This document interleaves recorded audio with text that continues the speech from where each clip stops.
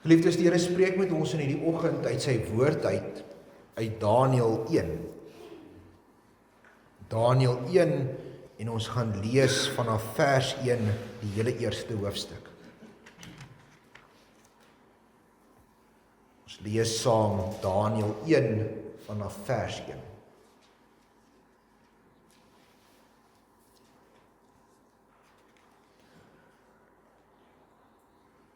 In die 3de jaar van die regering van Jojakim, die koning van Juda, het Nebukadneser, die koning van Babel, na Jerusalem gekom en dit beleer.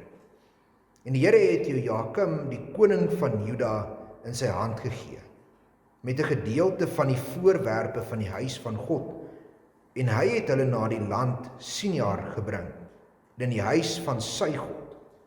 En die voorwerpe het hy in die skathuis van sy God gebring.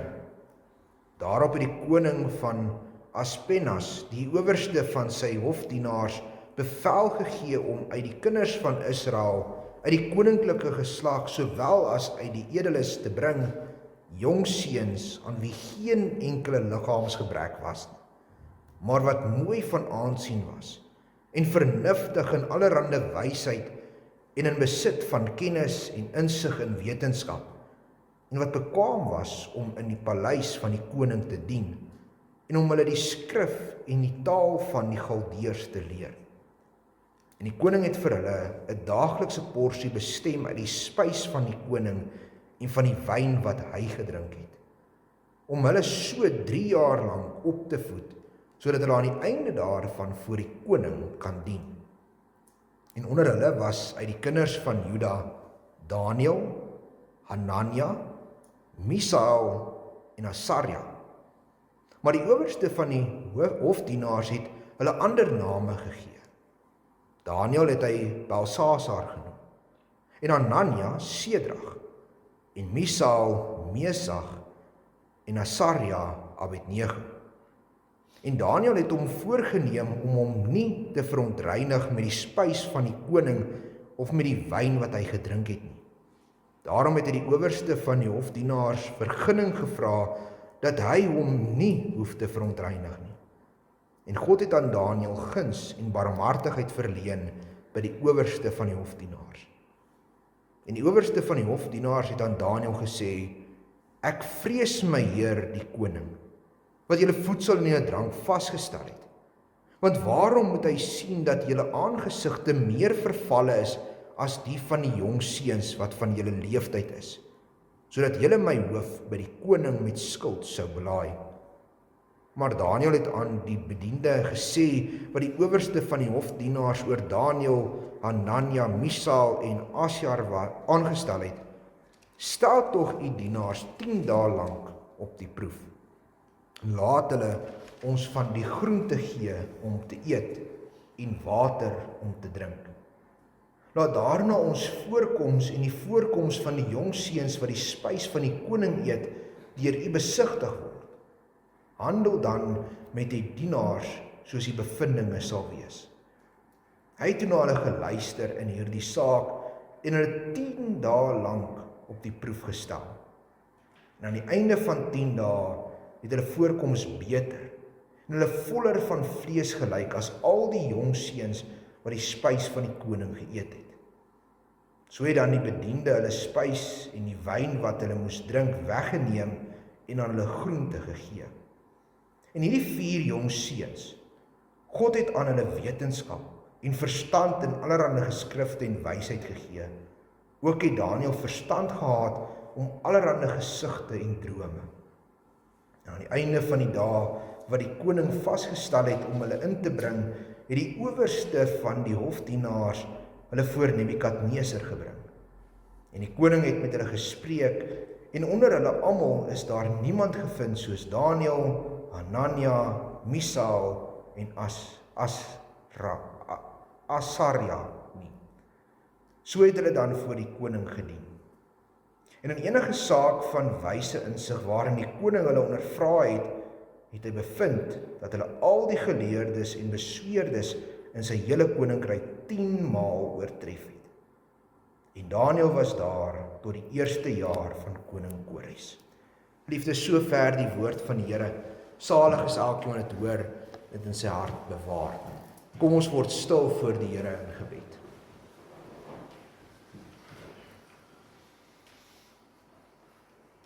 Ons almagtige God, Here en Hemelse Vader, voor U word ons in hierdie oggend stil, as kinders van U. Kinders wat vrygekoop is deur die bloed van die Here Jesus Christus. Maar ons word ook stil as die beelddraers van U, wat U gemaak het na U beeld, om so te leef onder die res van U skepping. Ons word stil as geroepenis om ons lewens aan U te wy. Tog Here, beleef ons soveel dinge wat hierdie identiteit van ons probeer beïnvloed. Wat ons probeer te maak iets wat ons nie is. Werk met die Gees in ons, dat ons die nodige krag het om standvastig te wees in ons Christelike identiteite. Breek daarom nou vir ons U woord oop. Spreek U met ons, sodat ons kan hoor wat U vir ons wil sê. En werk met die Gees in ons harte, dat dit nie net leë woorde sal wees nie, maar dat ons ook daarvolgens ons lewens sal inrig en U sal volg. Here, spreek U, want die diensknegt en die diensmaagd wil luister. Ons bid dit nie in onsself nie, ons bid dit in die naam van ons Here Jesus Christus. Amen.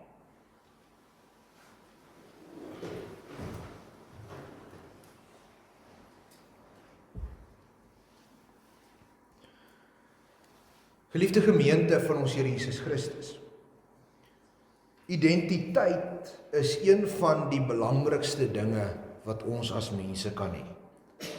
Want dit bepaal wie ek is.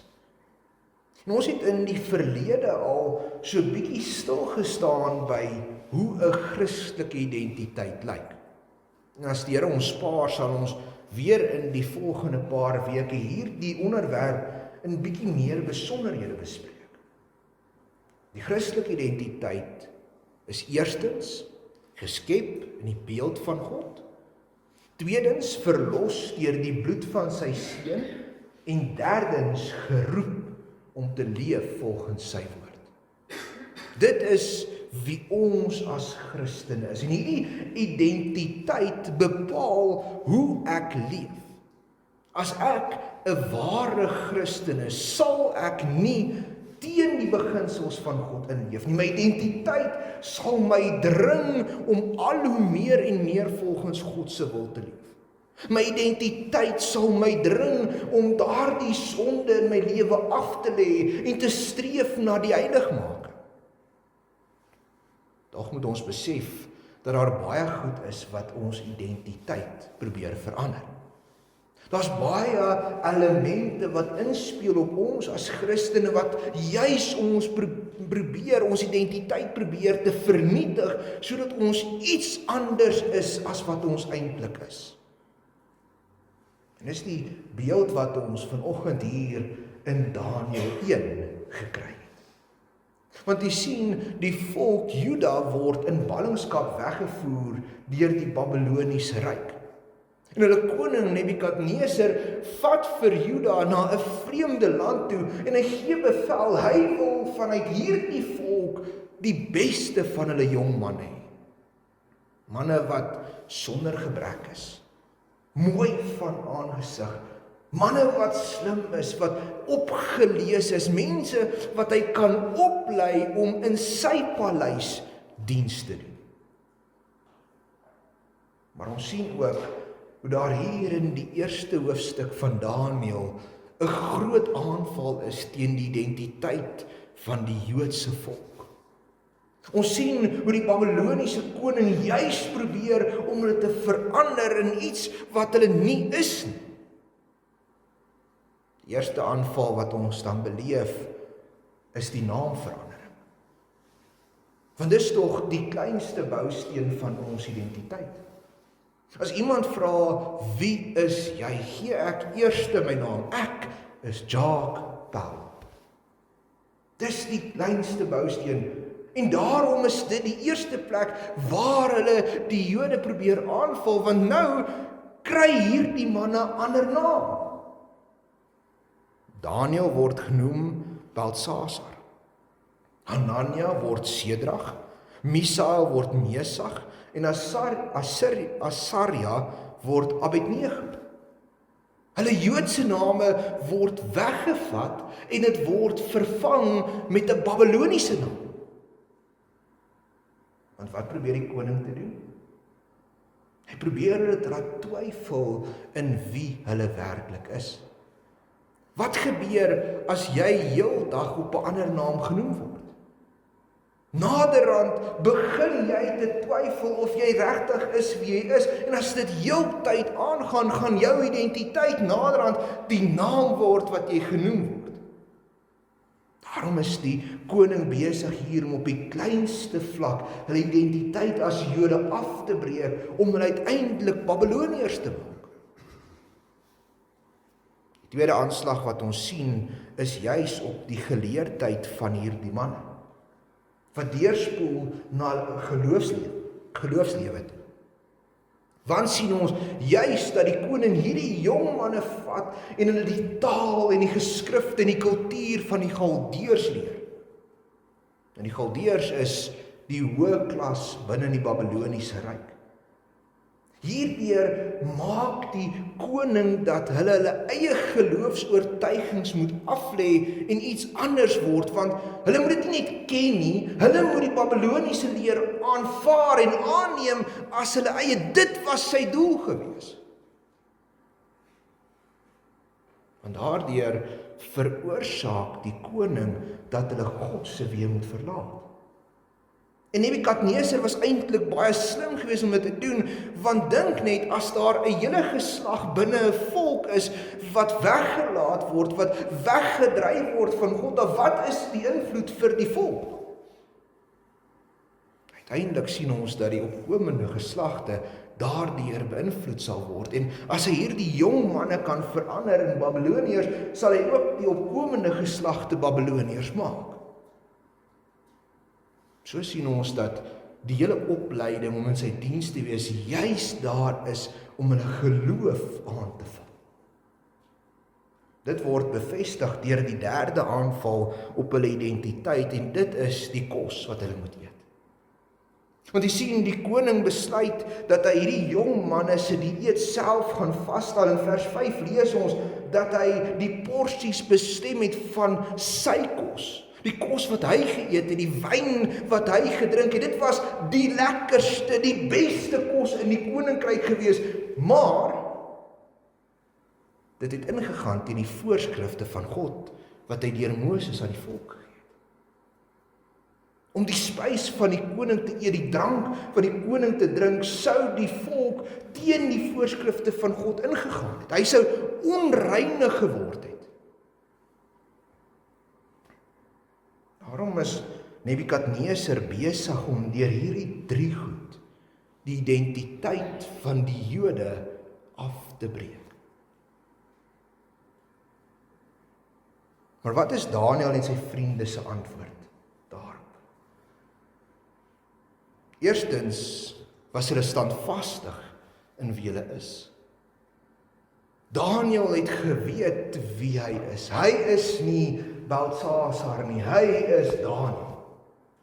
Daarom lees ons deur die res van die Bybel van Daniël.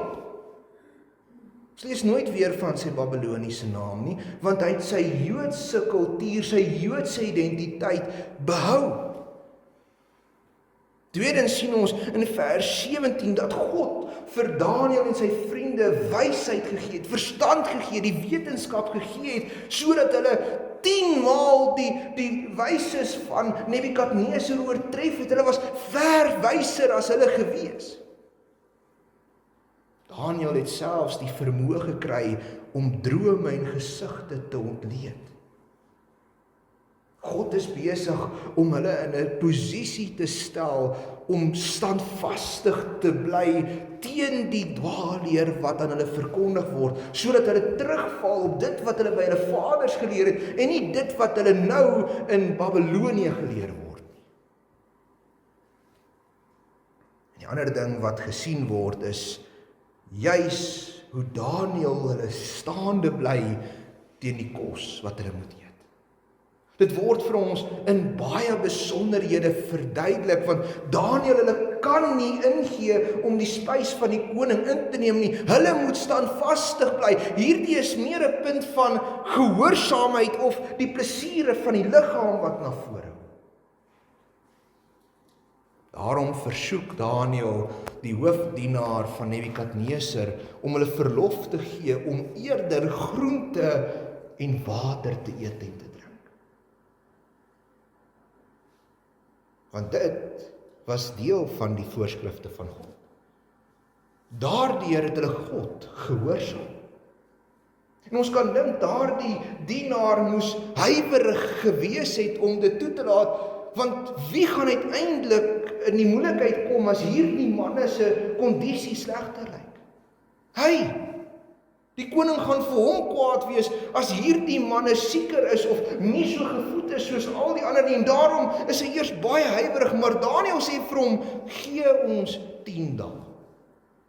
Stel ons op die proef. As ons dan slegter is as die ander, as ons gesondheid slegter is, doen met ons wat u wil. Maar gee ons 10 dae om groente te eet en water te drink. Dan stem hy in. En God ag dit so dat Daniël en sy vriende juis gesonder is as al die ander. In beter toestand is hulle velle lyk beter, hulle is voller van gewig. Daniël en sy vriende is beter af as die wat al die luukse kosse van die koning geëet het. Dis alles deel van God se wil, want ons sien hier hoe die tema wat deurlopend in Daniël na vore kom, ook vir ons uitgebeeld word. Die wat getrou is aan God, sal die seën van God ontvang. So sien ons hoe die hele eerste hoofstuk van hierdie boek wys op die koning wat die identiteit van die Jode probeer verander. Maar geliefdes, het jy al gedink, wat sou gebeur as hy dit reg gekry het? As Nebukadneser dit reg gekry het om die identiteit van die Jode te breek en hulle Babylonies te maak, wat sou gebeur? Want jy sien ons het 'n voorbeeld hiervan in die volk Israel. Israel word ook in ballingskap weggevoer deur die Assiriese ryk, en onder die Assiriërs meng hulle so dat Israel nie meer bestaan nie. Die dag as hulle toegelaat word om terug te trek na hulle land toe, dan wil hulle nie teruggaan nie. Daar is so vermenging, so verbastering tussen die Assiriërs en Israel, dat Israel tot niet is. Dieselfde sou gebeur met Juda. Juda sou ook tot niet gaan. En as Juda nie meer bestaan nie, sou Christus nie gebore kon word. Want Jesus is in die stam van Juda, uit die geslag van Dawid gebore. Hy is 'n Jood. As die Jode se identiteit gebreek is, kon hy nie gebore word nie. Daarom is dit so belangrik dat Daniël en sy vriende standvastig bly in wie hulle is. Geliefdes, nou dit bring ons terug na ons eie dag. Hoe beleef ons nie die aanvalle teen ons identiteit nie? Klomp goed wat ons probeer te verander. Iets anders te maak as wat ons is. Die eerste ding is die naamsverandering, want daar in die wêreld word ons as Christene uitgemaak as iets wat ons nie is nie. Skyn heilig, tweegesig, vals Christene word ons genoem. Dit is nie wie ons is nie. Ons is op een naam genoem, Christus. Dit is wie ons is, niks anders. Die tweede ding wat ons beleef is juis hoe ons geloof deur ons leerlinge aangetast word. Want kyk bietjie na die skoolstelsel. Hoe die kurrikulum verander is om godsdiens weg te vat van die skool af, want ons mag nie meer met 'n skriflesing of gebed open en afsluit nie, maar ons kan in van ons vakke die wêreldgodsdienste vir die kinders leer. Kyk dit bietjie na sosiale media, hoe elke tweede persoon deesdae 'n prediker is, 'n valse profeet is, wat allerhande gemors verkondig. En die nuutste ding, die staat se regulering oor godsdiens, waar hulle nou wil hê, die predikante gaan moet lisensies kry by die staat om te mag preek. Hulle wil beheer wat die kerke verkondig, selfs die amptdraers gaan moet registreer by die staat om in 'n ampt te staan binne die kerk.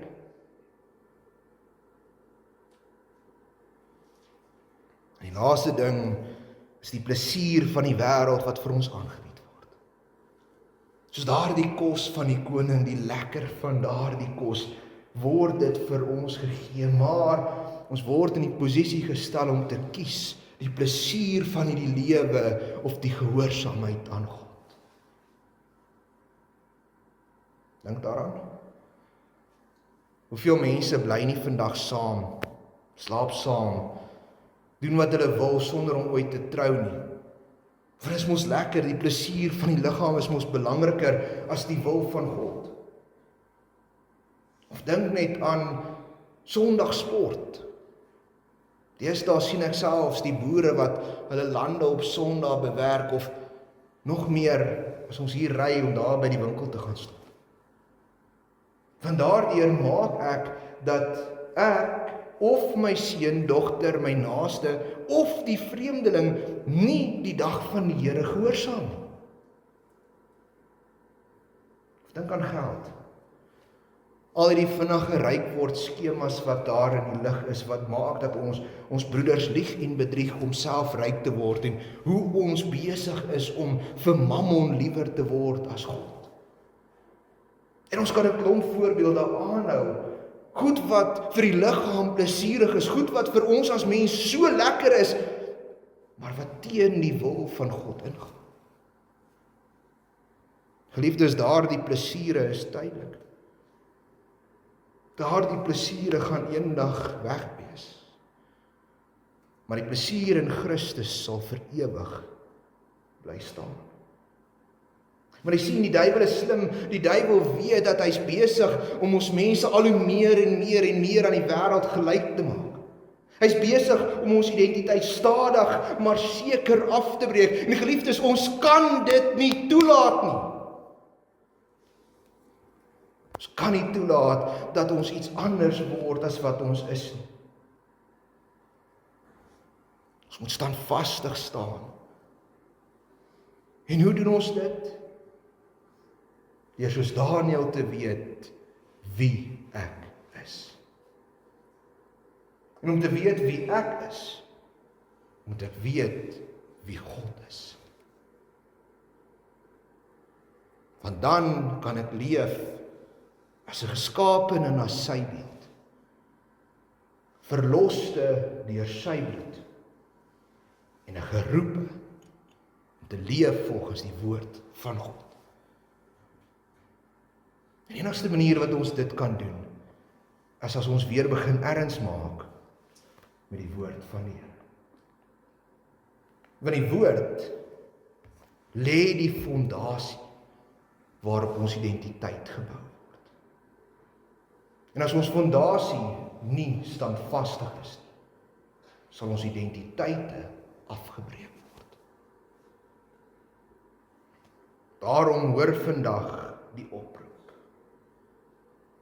Bou u identiteit onwankelbaar in Christus op die woord van God.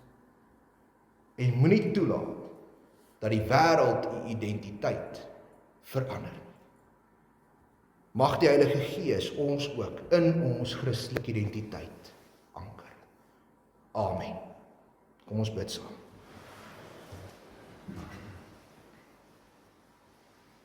Ons almagtige God, Here en Hemelse Vader, dankie dat ons identiteit onwankelbaar U kan wees. Dat ons geskape is na U beeld. Gered en verlos is deur die bloed van die Seun en geroep is om so te gaan leef. Maar Here, maak ons sterk teen die aanval van die wêreld, waar alles daar buite probeer om ons identiteite te verander. Gee dat ons nooit dit sal toelaat. Gee die krag, gee die wysheid, gee die verstand dat ons ook staande kan bly teen die aanvalle daar buite. Beskerm U volk, dat as U weer kom, U ook ons sal kom.